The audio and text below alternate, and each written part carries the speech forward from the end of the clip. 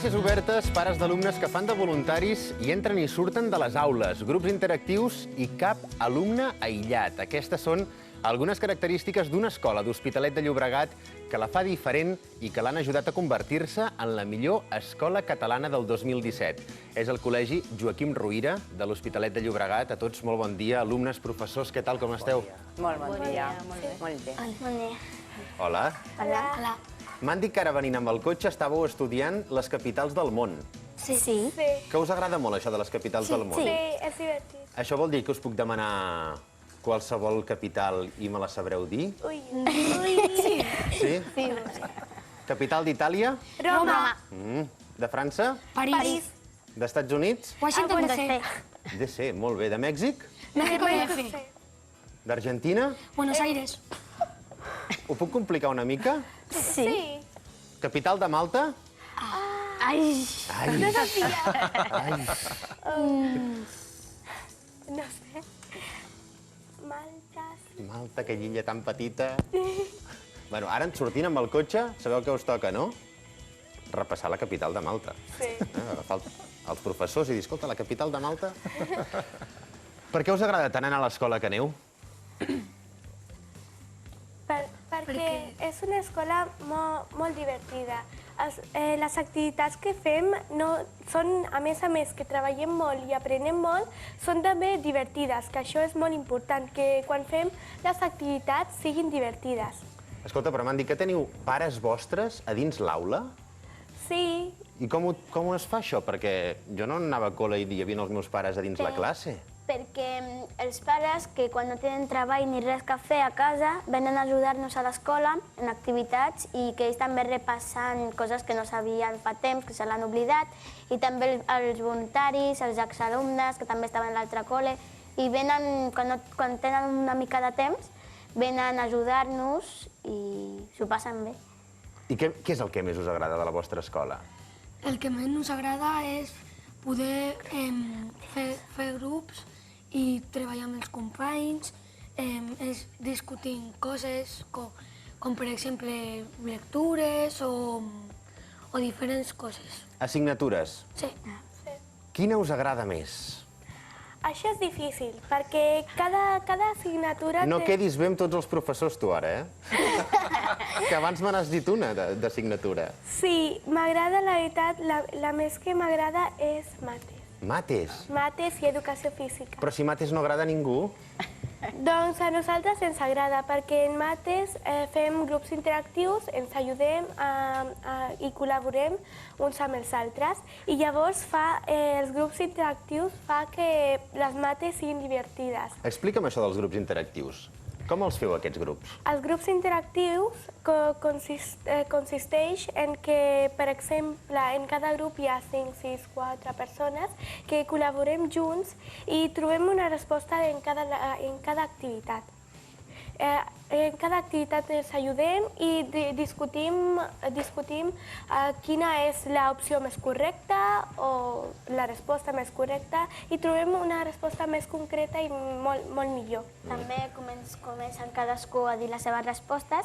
Després, entre totes les respostes, triem una que és la més bona, Sí. sense dir que aquest té raó, aquest l'altre. Entre tots fem una resposta bona com un equip. Justin, tu l'educació física. Sí. Per què?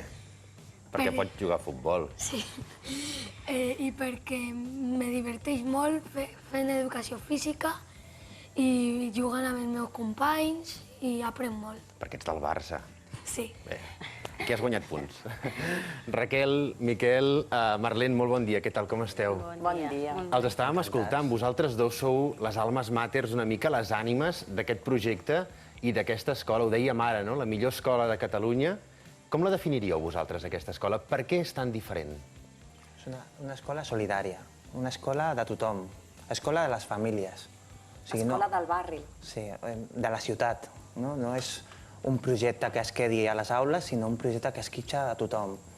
I penso que, millor que ells no... Clar, però ara ens ho deien, no?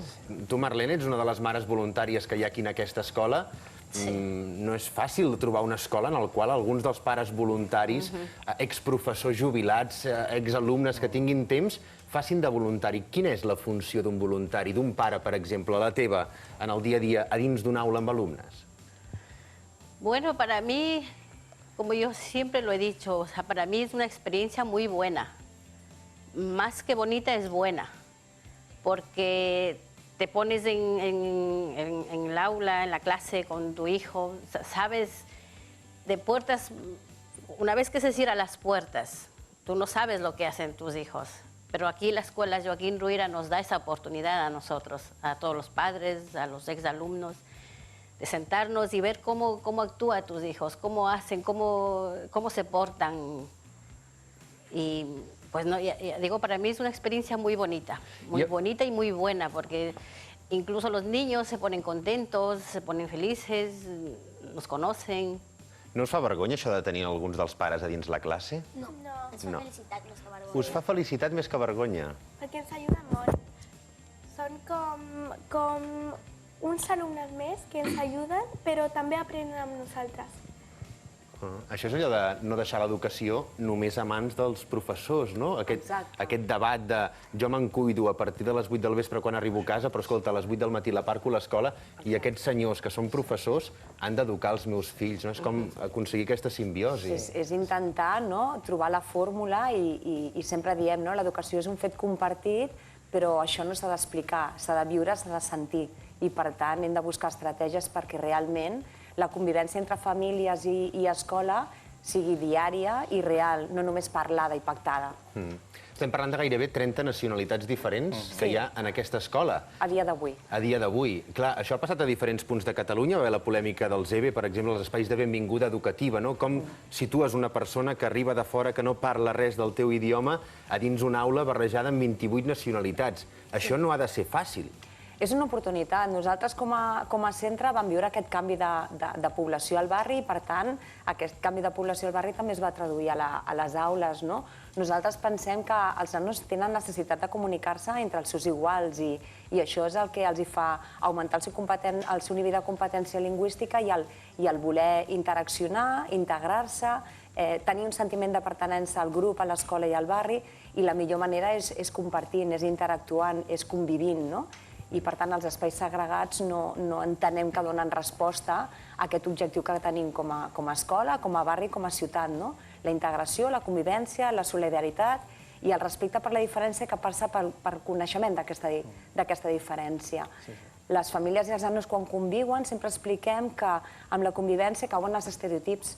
Deixes de veure la nacionalitat, el lloc de procedència d'aquella persona, o per saber el que pensa, el que sent, com viu, com creu, i tot això és el que ens fa diferents i a la vegada únics. O la famosa rumorologia que hi ha hagut sempre sobre els nouvinguts, per exemple. Evidentment. Jo crec que en el fons tots som nouvinguts perquè tots som d'aquí i d'allà i sobretot la base de la convivència és tenir clar que tots som diferents, tot i que haguem nascut al mateix barri, és que això en el fons és igual.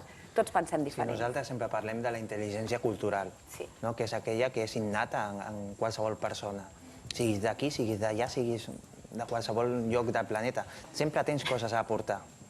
I com ens hem d'imaginar una classe? Perquè també hi ha el debat aquest de que els nens no aprenguin a memoritzar, sinó que entenguin allò que els hi esteu ensenyant, no? El famós empollar un llibre i escopir-lo en un examen, en un redactat.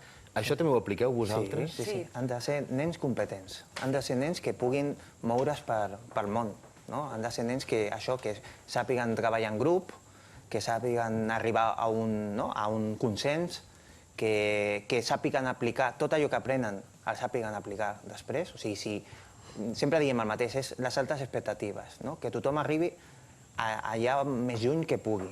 Però si un és cambrer, doncs que sigui un bon cambrer.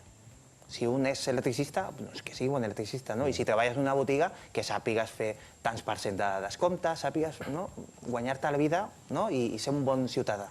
Si vivim en un país que havies de ser metge o advocat per ser alguna persona Nosaltres partim de la base que els nanos han de ser allò que vulguin, però que han d'intentar ser els millors. millors en allò que decideixin. I amb altes expectatives, sempre altes expectatives per tot. Sempre expliquem que les classes és un lloc de rebombori, de bullici, de soroll. Nosaltres ens apropem als grups de nanos i quan estan en silenci treballant ens apropem i els diem què us passa, quin problema teniu. És una escola on el silenci, diguéssim, no juga una partida important i no forma part del procés d'aprenentatge, en el debat, en la discussió, en l'argumentació, en posar el criteri, el raonament damunt de la taula és on entren en joc totes les estratègies perquè l'aprenentatge sigui de màxims. El poder tenir opinió, també, en definitiva. Escolta, i què us agradaria estudiar i ser de grans? M'han dit que heu xafardejat tots els racons de tot aquest edifici, que us han donat el que nosaltres en diem una escaleta, que és tot el programa que farem avui, que us han ensenyat el guió. Ara no em digueu que voleu ser periodistes després d'aquest matí, però què voleu ser de grans? Jo vull ser doctora per tota la vida. Doctora per tota la vida. En alguna especialitat concreta? No? Doctora. Tu què vols ser? Jo youtuber. Què? Com? Youtuber. Youtuber vols ser tu? Sí. Com ha canviat, Això féssim aquesta pregunta fa 10 anys a algú. A més, sap molt bé les diferències entre youtuber, influencer. Un dia em va explicar coses que m'havia escoltat mai. I has començat a remenar alguna cosa o no a través de les xarxes? Pots tenir canal, tu, de YouTube, ja a la teva edat o no? Sí. Ja el tens? Sí. I què hi penges? Pues, la verdad hace tiempo que no subo vídeos, pero subo como videojuegos o vlogs, diferentes cosas. I com es diu el teu YouTube? El Primo Gamer. El Primo Gamer. Va, posem un repte. Podem veure d'aquí una estoneta el Primo Gamer, a veure més o menys com pinta aquest canal de YouTube, almenys el Primo Gamer. I tu què vols ser? Jo vull ser cirurgiana. Cirurgiana. Per tant, tenim dos metges aquí. Sí. La veritat és que vull salvar vides, perquè m'agrada i perquè des de petita vaig decidir que vull ser cirurgiana. A dibuixar li agrada algú, de vosaltres tres? A totes dues? Sí. Mira, acompanyeu-me. Acompanyeu-me. Aixequeu-vos i acompanyeu-me. Mireu què ens estan fent avui aquí. Regina, bon dia. Editorial. Sí. T'estan començant a dibuixar, però no t'estàs massa quiet, jo crec, S'està quiet o què? Clar, és que no puc estar... No massa, no? Aquí veig un somriure. Clar, jo ho deia abans, la caricatura acaba ressaltant les parts...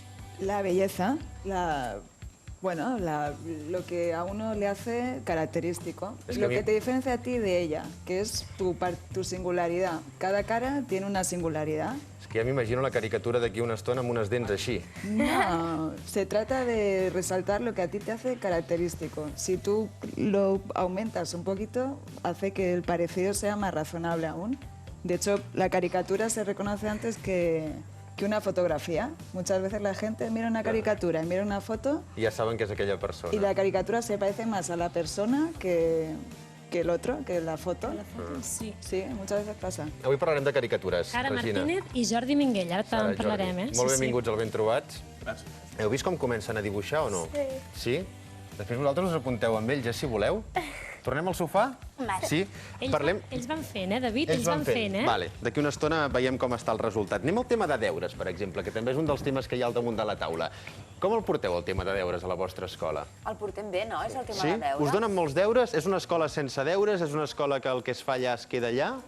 No, la veritat és que ens donen deures, però ens donen deures perquè nosaltres aprenguem més i estudiem més a casa, perquè ens donen deures perquè estiguin preparats per l'examen. Això és important. Per exemple, algunes persones pensen que els donen deures perquè sí, però els professors donen deures perquè volen que aprenguem i, a més, que estiguem preparats per l'examen. I perquè ens estimen molt i volen que quan siguem grans siguem unes persones educades, ben plantades i llestes. I la relació amb els pares, quina és la relació amb els pares? Per exemple, hi ha algunes escoles, no? Allò d'una carta als pares conforme el nen s'ha portat malament. És aquest el sistema que també s'utilitzen, per exemple, Marlene? Quina relació tenim? Muy buena. Em sembla que no tinc gaire paper en cap. Muy buena. Sí, muy buena. Es que aquí está la prueba, muy buena. Yo lo que digo siempre es, nos abrieron las puertas, nos dieron la oportunidad. Y la relación entre, no es el típico, yo soy el profesor y tú eres la madre del alumno y no. O sea, mira, esto hay, te escriben en el... o directamente te lo dicen. Directamente te lo dicen, mira mamá de Brenda, puedes hacer esto, mira mamá de Marlon, mamá de... ¿sabes? És muy buena, jo sincerament és muy buena. I si un nen es porta malament o comet una, que diríem, una falta... La idea és que nosaltres acostumem a dir poc allò de trucaré a la teva mare o al teu pare i en parlarem. Les amenaces no, diguem-ne. Bueno, sobretot és que no ho vivim com una amenaça perquè el tema dels trucarem quan estan a l'escola ja no cal, per començar. Per tant, és que ells ja viuen en directe... El contacte és molt habitual, és molt directe, és molt continu, és diari. Llavors, la relació que tens frega l'amistat, és a dir, hi ha una relació de molta confiança.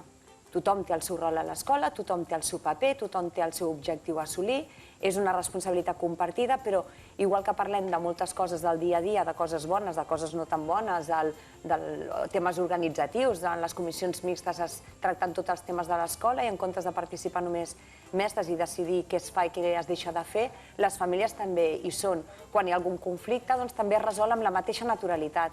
Jo sempre explico que a casa meva són 4 i també hi ha problemes. Clar. Per tant, a la convivència tu has de comptar que els problemes sempre hi seran, però és molt més fàcil detectar, és molt fàcil resoldre'ls i la intensitat dels petits conflictes que es poden donar baixen molt. Per què? Per la confiança, pel tracte directe, pel dia a dia que vius. En el moment que hi ha aquesta confiança i aquesta solidaritat i aquest treball conjunt, els conflictes són molt fàcils de resoldre i d'això és del que es tracta, del com es resolen. Durant molt de temps s'ha perdut de vista aquest concepte de que volem el mateix.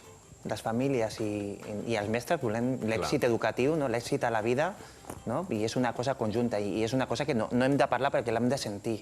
És una cosa que es viu a l'ambient. Sempre parlem d'això, que una relació entre uns i els altres, en definitiva, amb el mateix objectiu i la mateixa voluntat. En pocas palabras es buena.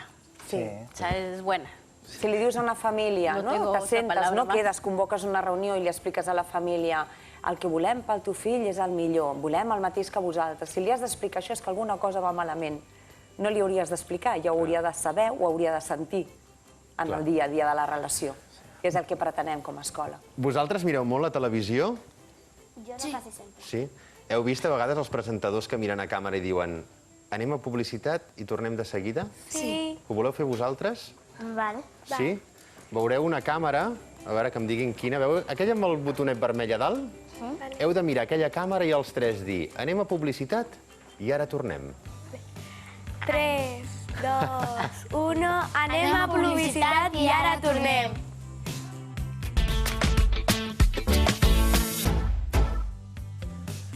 Ara hauríeu de dir allò, ja tornem a ser aquí després de la publicitat. Escolta, us definiu com una escola low cost. Què vol dir una escola low cost? Perquè hem sentit molts negocis low cost, començàvem amb el tema dels avions i ara estem en una escola low cost. Què significa això? Una escola que busca, ens busquem la vida. És com una, qualsevol economia domèstica, és buscar les maneres, la manera de trobar les coses, això, low cost. Si hem de comprar ordinadors, mirar 100 botigues fins a trobar aquella empresa que ho faci una mica més barat. També som una escola que no fem grans adquisicions de molt material, o sigui, només amb 5 tablets tenim suficient per les classes. En cada cicle, cada 100 alumnes tenim 5 tablets. O sigui, no comprem 200 tablets per introduir les noves tecnologies a la classe, sinó que ho fem tot intentant treure el màxim profit low cost, La idea és rendibilitzar, Sí, perquè sí. no tenim molts recursos econòmics, som una escola amb un pressupost de suficiència i llavors es tracta d'organitzar molt bé els recursos i organitzar molt bé l'estructura de les aules i què és el que passarà, tenir molt clar què és el que passarà a cada moment, ser molt garantista per poder aquests recursos que tenim rendibilitzar-los al màxim. Per tant, amb 5 tablets, com diu el Miquel, igual estem fent grups interactius amb un grup, però a la següent hora estem a l'altre grup, a la següent a l'altre grup, i en un matí han passat És bona organització, que tothom sàpiga en tot moment aquestes 5 tablets on estan. I que tothom, doncs, faci... El més curiós és que això sigui la notícia, no? Perquè amb diners públics i en una escola pública potser hauria de ser, no hauria de ser l'excepció el que feu vosaltres. No és per treure-us mèrits, però si tothom rendibilitzés millor els diners i els recursos públics, que sembla que no siguin de ningú, i són de tots, hauria de ser... Escolta, m'han dit que teniu xuletes penjades a la classe. Ui. Hi ha xuletes penjades a la classe? Moltíssimes. Jo vaig néixer massa d'hora. Jo hauria d'estar estudiant ara amb xuletes penjades. Tu no fas servir xuletes? Com? Tu no fas servir xuletes habitualment? Tens una sobre la taula. I una altra aquí. Això és ser competent per nosaltres. Això és ser competent. Clar, si tu escrius una carta a l'Ajuntament, te la inventaràs de zero o buscaràs a internet un formulari, una mostra, no? Un model. Un model, clar. Doncs això són models.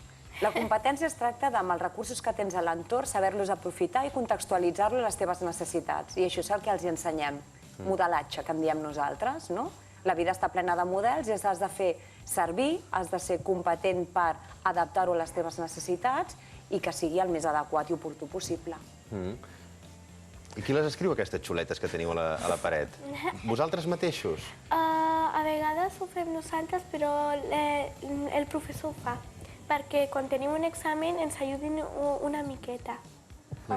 També les fem nosaltres perquè amb el que sabem nosaltres li podem ensenyar a unes altres persones, no dient-li la resposta, però escrivint-ho en una fulla perquè ho vegi, per fora a les parets o... I aquesta escola en la que esteu ara vosaltres, us imagineu estar treballant en una escola que podríem dir, amb tot el respecte per les altres, també més convencional ara, a dia d'avui? Veig que bufes tu, Miquel. Seria complicat. Seria complicat. Hauries de canviar molt la mentalitat vostra, no? Sí. Jo penso que és difícil canviar-la a hores d'ara, no? És quan tu creus que l'educació és això, no? És un projecte compartit, és un projecte comunitari, és un projecte que el que nosaltres volem sempre diem que tenim 2 objectius clars, no? L'èxit acadèmic i l'èxit educatiu i social. Per tant, aquests 2 èxits no poden quedar-se blindades a les aules ni a l'escola, sinó que s'han d'esquitxar al barri i a la ciutat. Quan tens molt clar que el projecte educatiu va més enllà de les portes de l'escola i per això hi ha aquesta obertura, és molt difícil que tornis a tancar la teva ment per reestructurar-la i pensar que l'educació torna a ser quelcom tancat, quelcom ocult, propi dels mestres i no compartit amb les famílies. Nosaltres al contrari. El que voldríem és que això fos una taca d'oli que cada cop fos més gran. I per aquest motiu tenim sempre la porta oberta a qualsevol escola a que vingui a conèixer com treballem i que es porti tot el que copiï. Si és que nosaltres tampoc hem inventat res, o sigui, és... Escolta, ràpidament, perquè hem de marxar, què és el que més us ha agradat d'avui? Amb què us quedareu? Amb quin record us quedareu? Voleu que us fem una foto ara aquí, tots 3 asseguts? Sí. Doncs ara farem aquesta foto. Moltes gràcies per haver vingut, eh? Gràcies a vosaltres. Moltes gràcies per vosaltres. I moltes gràcies i felicitats per aquest premi. Gràcies, de veritat. I per venir-ho a explicar aquí avui amb nosaltres. Ara anirem amb vosaltres, Joan Carles, Carla... Carla? Carla. Clara. Petit lapsus, petit lapsus. Escolta, tornarem ara. Mira, necessitava la xuleta ara, Serà que no la conec, si cada setmana la tenim aquí. Aquí, donant pel sac, no? Anaves a dir? Joan Carles, breument, de què parlarem avui? Mira, avui parlarem de pebres i pebrots.